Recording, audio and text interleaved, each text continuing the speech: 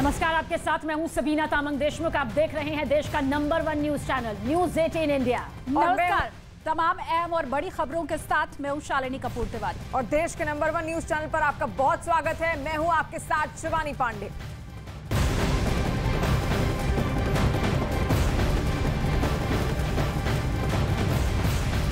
तो रूस और यूक्रेन के बीच जारी जंग युद्ध ने अब ऐसा मोड़ ले लिया है जहां व्लादिमीर पुतिन का गुस्सा तबाही और बर्बादी की नई कहानियां लिख सकता है। और विशेषज्ञों ने आगाह किया है कि इस युद्ध की अब जो तस्वीरें सामने आ रही हैं वो इस बात के संकेत दे रही हैं कि पुतिन कभी भी न्यूक्लियर ट्रिगर को ऑन कर सकते हैं। यानी कभी भी यूक्रेन के खिलाफ परमाणु हथियारों का इस्तेमाल किया जा सकता है। पर सवाल यह है कि आखिर वो कौन से संकेत हैं जो इस बात की ओर इशारा कर रहे हैं कि वो कौन सा प्लान है जिसके तहत पुतिन यूक्रेन में तबाही की स्क्रिप्ट लिख रहे हैं।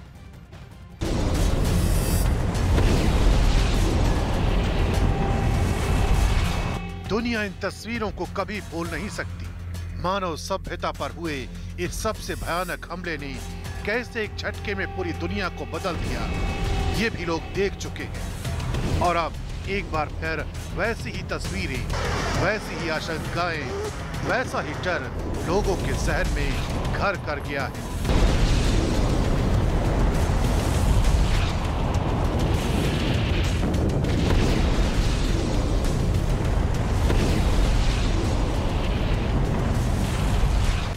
यूक्रेन पर परमाणु हमले की आशंकाएं इस वक्त पूरी दुनिया के अखबारों की सुर्खियां बनी हुई है।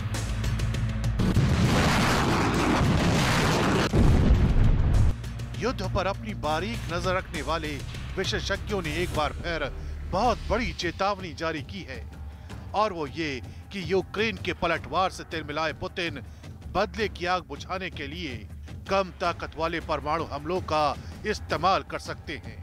ये आशंकाएं क्यों जोर पकड़ रही हैं, इस बात को भी समझना जरूरी है।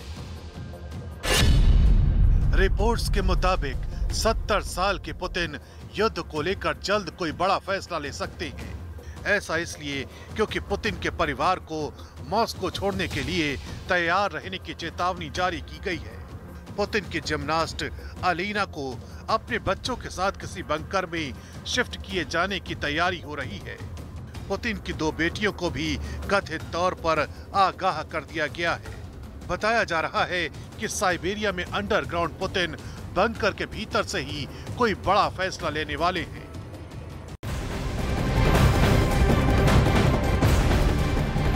तो व्लादिमीर पुतिन की नई तैयारियों से यूरोप परेशान है।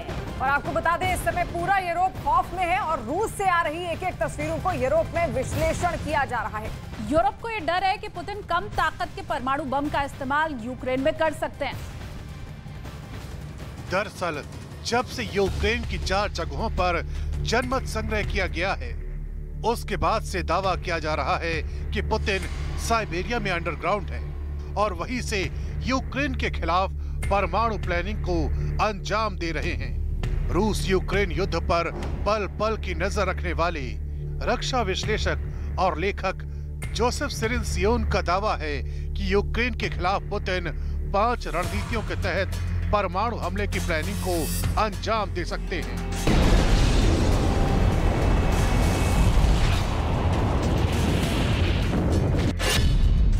काला सागर में चेतावनी वाले हमले, कम ताकत वाले परमाणु हमले, बड़े परमाणु हथियार का इस्तेमाल, नेटो के बेस पर परमाणु हमले और 5वां और सबसे घातक प्लान, अमेरिका पर सीधा हमला।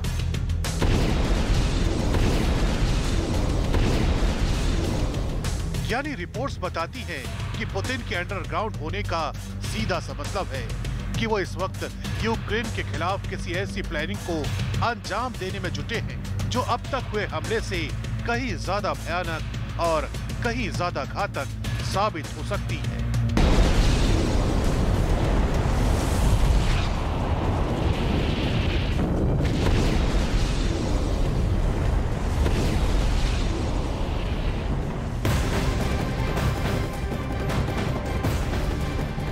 तो वॉर जोन से बीते कुछ ही घंटे के अंदर जो संकेत निकलकर सामने आ रहे हैं वो यही बताते हैं कि जब अब यूक्रेन के खिलाफ ये जंग चल रही है, युद्ध पुतिन के लिए साख बचाने वाला युद्ध हो गया है। अपनी इसी साख को बचाने के लिए पुतिन खतरे की किसी भी लकीर को पार कर सकते हैं और इसके लिए व्लादिमीर पुतिन ने परमाणु पनडुब्बी से लेकर परमाणु रेल को एक्टिव मोड पर कर दिया है।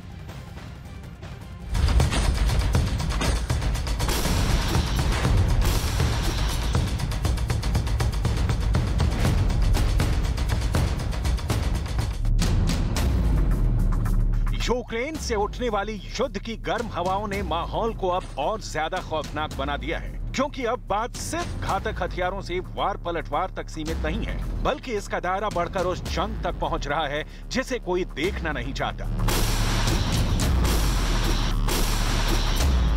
और ऐसा इसलिए क्योंकि युद्ध के मैदान में अब लगातार डराने वाले संकेत दिखाई दे रहे हैं। रूस की साजिशों पर आई इस चौंकाने वाली रिपोर्ट में दावा किया गया है कि पुतिन के मन में इस वक्त जो कुछ चल रहा है वो यूक्रेन ही नहीं बल्कि दुनिया के कई देशों के लिए तबाही और बर्बादी की दस्तक दे रहा है। पश्चिमी मीडिया ने दावा किया है कि पुतिन की बेहद शक्तिशाली परमाणु पनडुब्बी बेलगरद गायब हो गई है। बताया जा रहा है कि जुलाई से ही ये पनडुब्बी रूस के उत्तर पश्चिम में श्वेत सागर के बेस पर तैनात थी, लेकिन अब खबर है कि पुतिन की ये महाविनाशक परमाणु पनडुब्बी वहां से गायब हो गई है, जिसके बाद नेटो ने अपने सभी सदस्य देशों के लिए चेतावनी जारी कर दी है। नेटो के मुताबिक पुतिन अपनी सबसे ताकतवर परमाणु पनडुब्बी से किसी बड़े प्लान को अंजाम देने जा रहे हैं। ये आशंका उस वक्त और डराने लगी जब ये खबर आई कि रूस की लड़ाई ये हो चुका है पुतिन के लिए, और यही वजह है कि पुतिन अब कुछ भी कर गुजरने को तैयार है। और अपने इसी वजूद को बचाने के लिए व्लादिमीर पुतिन जो है वो किसी भी खतरे से निपटने के लिए तैयार है।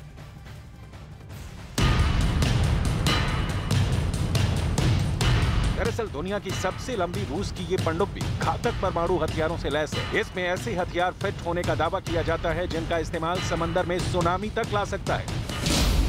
कहा जाता है कि रूस की बेलगरद पनडुब्बी 608 फीट लंबी है और इसका वजन 30,000 टन तक है। दावा है कि इस सबमरीन में 100 मेगाटन के परमाणु हथियार लोड किए जा सकते हैं। यही नहीं, रूस का तो ये भी कहना है कि बेलगरद के अंदर एक ऐसा हथियार भी लोड किया गया है जो जापान के हिरोशिमा से दागे गए बम से 100 गुना से भी ज्यादा ताकतवर है। और अब खबर है कि पुतिन की सेना कारा सागर में उसी घातक हथियार का परीक्षण करने जा रही है। बताया जा रहा है कि पुतिन का यह हथियार Poseidon nuclear under water drone है, जिसे इस समय दुनिया के सबसे घातक हथियारों में से एक माना जाता है।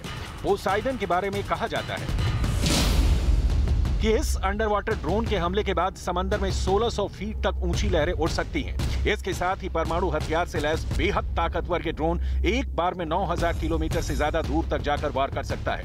यही नहीं, रूस के परमाणु हथियारों से लैस ट्रेन का एक्टिव होना भी एक बहुत बड़े खतरे की ओर इशारा कर रहा है। उधर नेटो देशों की तरफ से लगातार इस बात की चेतावनी दी जा रही है कि पुतिन की सेना यूक्रेन के खिलाफ टैक्टिकल न्यूक्लियर बमों का भी इस्तेमाल कर सकती है।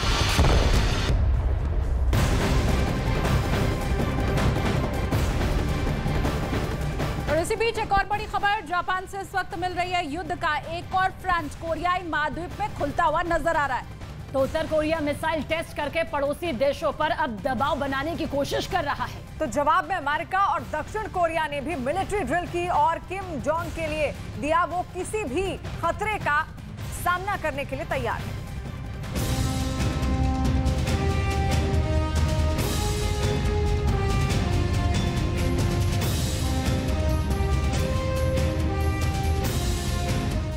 ये तस्वीरें किम जोंग उन की उस बैलिस्टिक मिसाइल का जवाब है जो जापान की सीमा के करीब टेस्ट की गई हैं।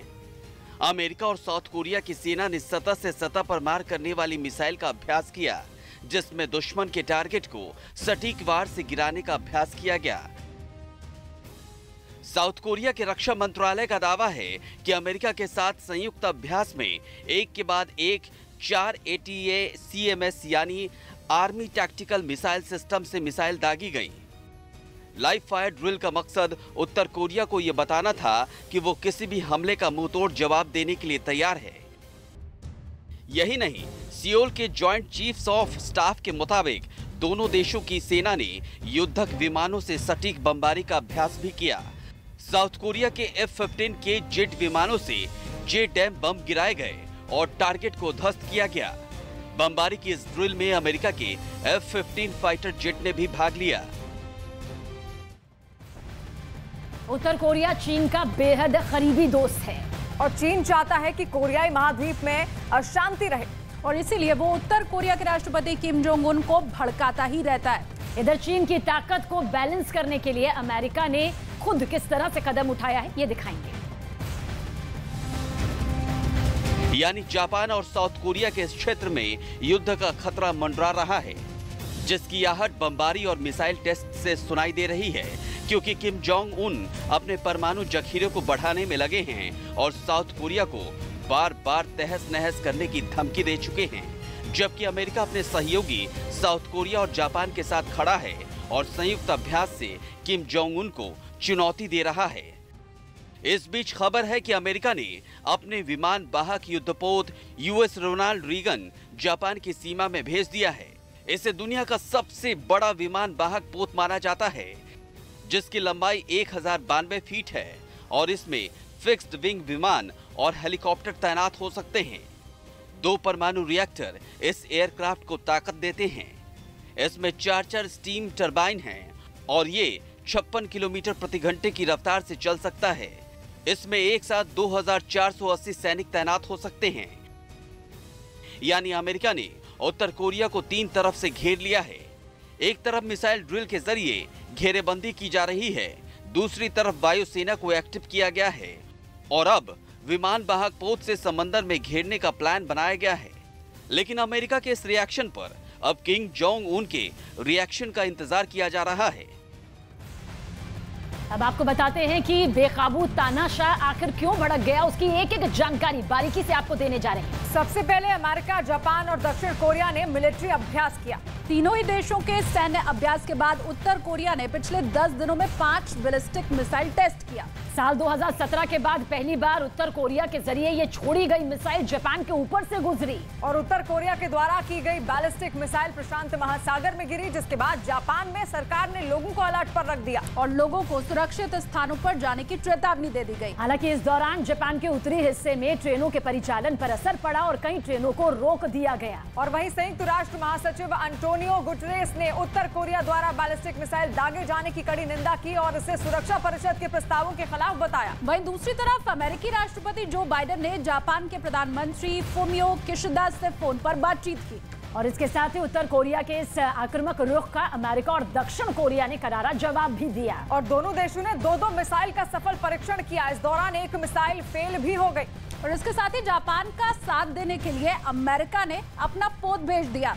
इतना ही नहीं, अमेरिका ने जापान के पूर्वी सागर में यूएसएस रोनाल्ड रीगन को तैनात कर दिया।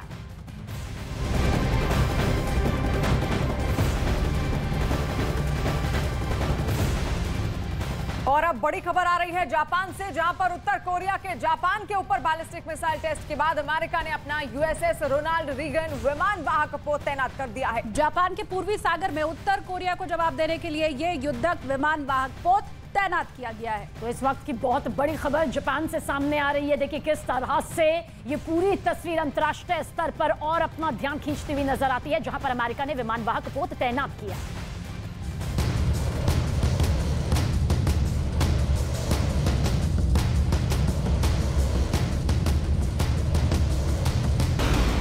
इस बार किम की मिसाइल फायर करते ही खतरे का सायरन जापान में बजा,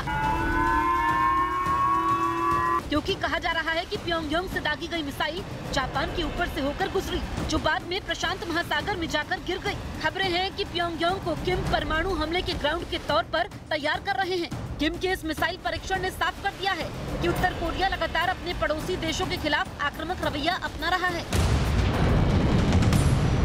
और किम के लिए ये भी कोई बड़ी बात नहीं कि मौका मिलते ही वो परमाणु हमला कर दे, क्योंकि वो पहले ही अपने देश को परमाणु हथियारों के इस्तेमाल की खुली छूट दे चुके हैं। साथ ही किम ने ये भी साफ कर दिया था कि वो अपने परमाणु हथियारों को खत्म करने के लिए किसी भी कीमत पर समझौता नहीं करेंगे। लेकिन जापान के ऊपर से मिसाइल के गुजरते ही वहाँ तनाव बढ़ गया। सामने आई तस्वीरों में सड़कों पर सन्नाटा पसरा दिखा और वहाँ के एक इलाके में सायरन की आवाज सुनाई दी। इन हालात में वहाँ के प्रशासन ने लोगों को अलर्ट कर दिया और लोगों को सुरक्षित जगहों पर रहने की चेतावनी दी। बताया गया कि जापान के उत्तरी हिस्से में इस डर से ट्रेनों के चलने पर भी रोक लगा दी गई, क्योंकि जापान में सायरन बजने का मतलब किसी बहुत बड़े खतरे से निपटने के लिए तैयार रहना है। हालांकि इससे पहले भी उत्तर कोरिया की मिसाइल जापान के ऊपर से होकर गुजर चुकी है।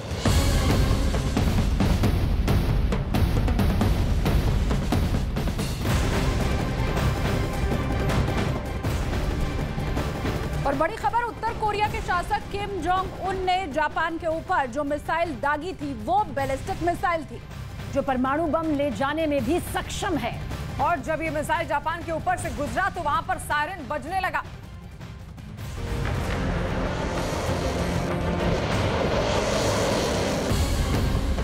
और वो साल था 2017, जिसके बाद से किम शांत बैठे थे, लेकिन एक बार फिर उन्होंने मिसाइल दागकर ये बता दिया कि किम की सनक बरकरार है और किम को तो दुनिया इसी सनक के लिए जानती भी है।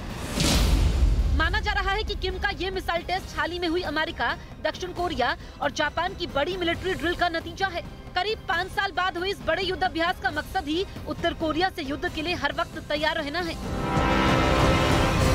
ताकि अगर किम ने दक्षिण कोरिया की तरफ आंख उठाकर देखने की जरूरत की तो उसे करारा जवाब दिया जा सके। मतलब साफ है कि किम आर पार के मूड में है और ना तो उन्हें दक्षिण कोरिया का डर है और ना ही उसका साथ दे रहे अमेरिका का। इसीलिए किम के आदेश पर ये बैलिस्टिक मिसाइल दागी गई, जो जापान के हवाई क्षेत्र से होकर गुजरी और कई हजार किलोमीटर का सफर तय करने के बाद प्रशांत महासागर में जाकर गिरी। हालांकि बताया जा रहा है कि इससे वहां किसी को कोई नुकसान नहीं पहुंचा, लेकिन संयुक्त राष्ट्र ने उत्तर कोरिया पर बैलिस्टिक मिसाइल के परीक्षण और परमाणु टेस्ट करने पर रोक लगाई हुई है। बताया जा रहा है कि किम ने इस बार जो मिसाइल दागी उसने प्रशांत महासागर में गिरने से पहले करीब 4500 किलोमीटर तक उड़ान भरी और 1000 किलोमीटर तक ऊंचाई पर भी गई। कहा तो ये भी जा रहा है कि उत्तर कोरिया की ये पहली ऐसी मिसाइल है जिसने इतनी लंबी दूरी तय की। यानी कि किम लगातार अपनी ताकत को बढ़ाने में जुटे हैं। हालांकि इस बात की जानकारी सामने नहीं आ पाई कि उन्होंने कौन सी बैलिस्टिक मिसाइल दागी।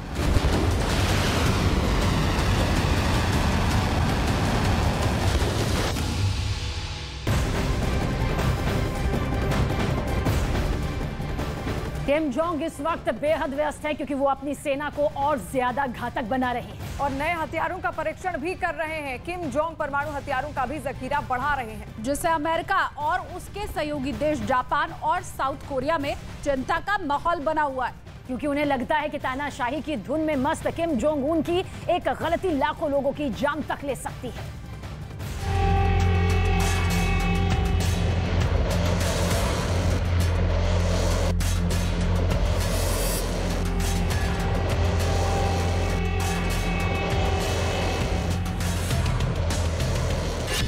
तानाशाह किम जोंग का सीक्रेट प्लान।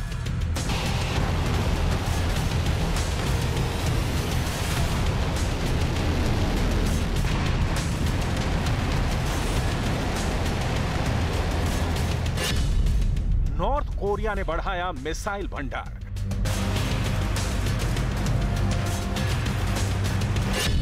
जापान में टेंशन, साउथ कोरिया में हलचल।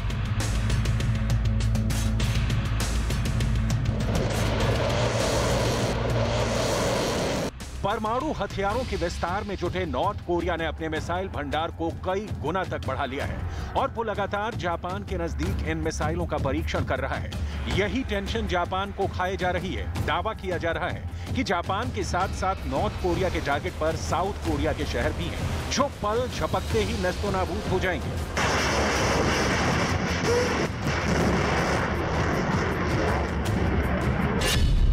विदेशी मीडिया की रिपोर्ट के मुताबिक नॉर्थ कोरिया ने इस साल 39 बैलिस्टिक मिसाइलों का टेस्ट किया है, जिसमें लंबी और कम दूरी की मिसाइलें शामिल हैं। यही नहीं, नॉर्थ कोरिया ने कुछ ऐसी मिसाइलों को भी डिजाइन किया है जिनका पता लगना या उन्हें रोकना नामुमकिन है। किम जोंग की सेना ने उन मिसाइलों को KN-23 और KN-24 नाम दिया है। ऐसी मिसाइलों को हाइपरसोनिक मिसाइल कहा जाता है, जो बैलिस्टिक मिसाइलों की तुलना में कम ऊंचाई पर ध्वनि की गति से 5 गुना तेज उड़ान भरती हैं।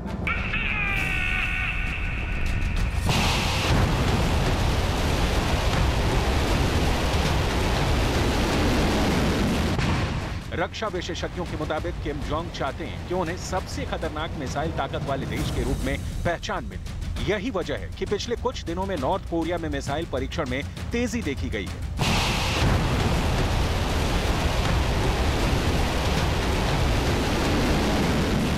पिछले साल ही नॉर्थ कोरिया में ट्रेन से बैलिस्टिक मिसाइल दागने का टेस्ट किया था। ट्रेन से मिसाइल परीक्षण की तकनीक तैयार करने से उत्तर कोरिया अब देश के किसी भी कोने में परमाणु मिसाइल दाग सकता है। क्योंकि पूरे उत्तर कोरिया में रेलवे नेटवर्क है। हालांकि संकट के समय उत्तर कोरिया का रेलवे नेटवर्क हमलावरों के लिए आसान टारगेट भी हो सकता है।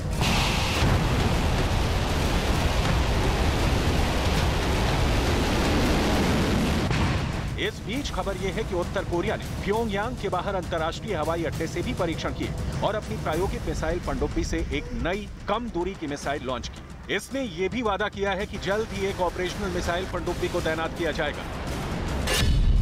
नॉर्थ कोरिया की प्लानिंग है कि कम दूरी की मिसाइलों में छोटे परमाणु हथियार रखे जाएं और जंग के बीच जरूरत पड़ने पर साउथ कोरिया या जापान के करीबी शहरों को निशाना बनाया जाए।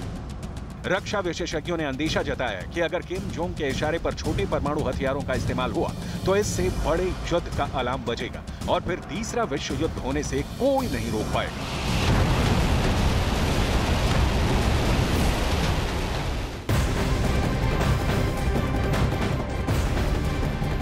और ईरान में हिजाब पर शुरू हुआ विवाद थमने का नाम नहीं ले रहा है। 19वें दिन भी महिलाओं और छात्राओं ने हिजाब को लेकर प्रदर्शन किया है। अलग अलग शहरों में मार्च निकाले गए हैं और इस दौरान महिलाओं ने सरकार के खिलाफ जमकर नारेबाजी की। और आपको ये भी बता दें, हिजाब से आजादी की मांग भी यहां पर लगातार की जा रही है।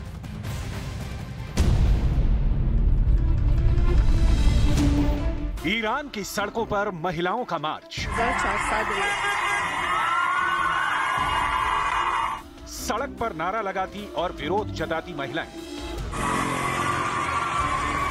ईरान में जब से महसा अमीनी की मौत हुई है तब से ऐसी तस्वीरें रोज सामने आ रही हैं। हिजाब के खिलाफ शुरू हुए विवाद के 19 दिन हो चुके हैं, लेकिन हालात जस के तस बने हुए हैं। इन महिलाओं ने हिजाब से आजादी के लिए मोर्चा खोल दिया, मार्च के सहारे अपना विरोध जताती नजर आए।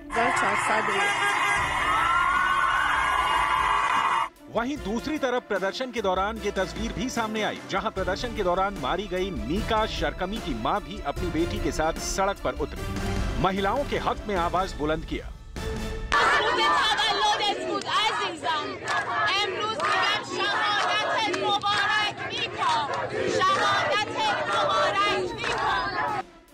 ईरान में इन प्रदर्शनों से निपटने के लिए सरकार बल का प्रयोग कर रही है, तो ये प्रदर्शन भी फैलता जा रहा है। अलग अलग शहरों में हो रहे इस प्रदर्शन में अब स्कूल में पढ़ने वाली छात्राएं भी शामिल हो चुकी हैं, तो कारोबारियों ने भी अब मोर्चा खोल दिया है महसा अमीनी हत्याकांड के विरोध में। और महिलाओं के प्रदर्शन के समर्थन में व्यापारियों ने एक दिन के लिए बाजार बंद रखा। ईरान में जारी इस प्रदर्शन पर अमेरिका की भी नजर है। अमेरिका ने इस प्रदर्शन को समर्थन देने का ऐलान किया है।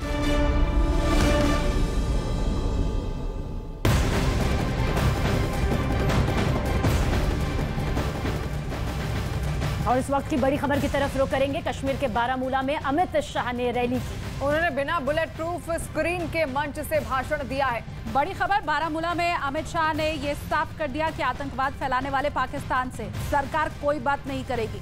इस दौरान उन्होंने विरोधियों पर भी सवाल खड़े किए और कहा कि 3 परिवारों ने जम्मू कश्मीर को लूटने का काम किया।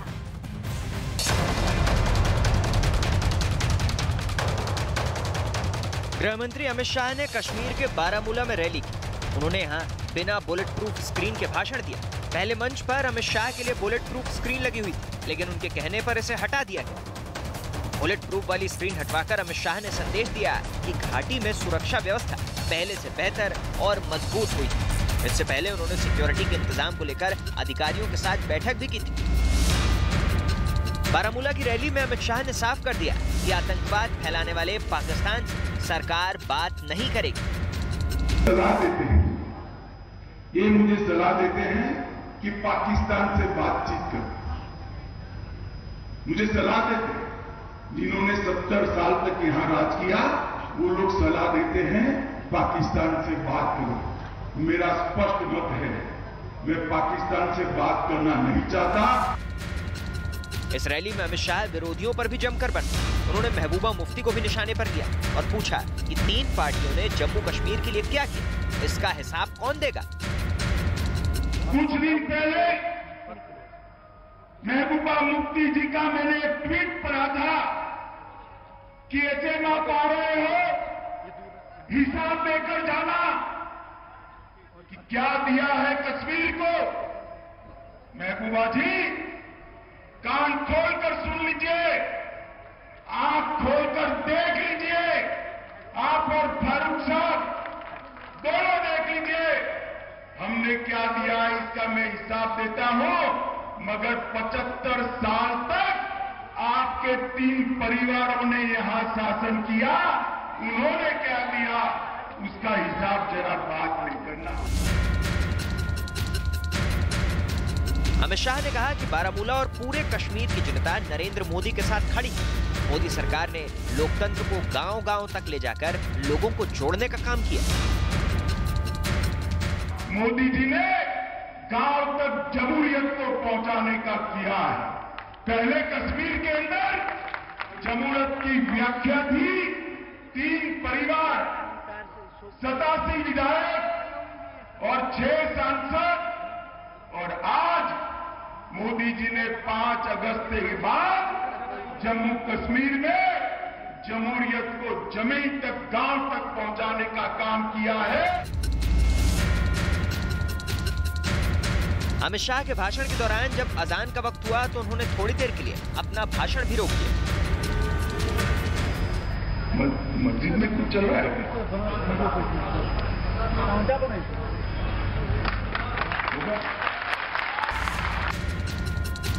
बारामूला की रैली में अमित शाह ने साफ किया कि मोदी सरकार का पूरा फोकस जम्मू कश्मीर के विकास पर, और इसके लिए सरकार हर संभव मदद करेगी।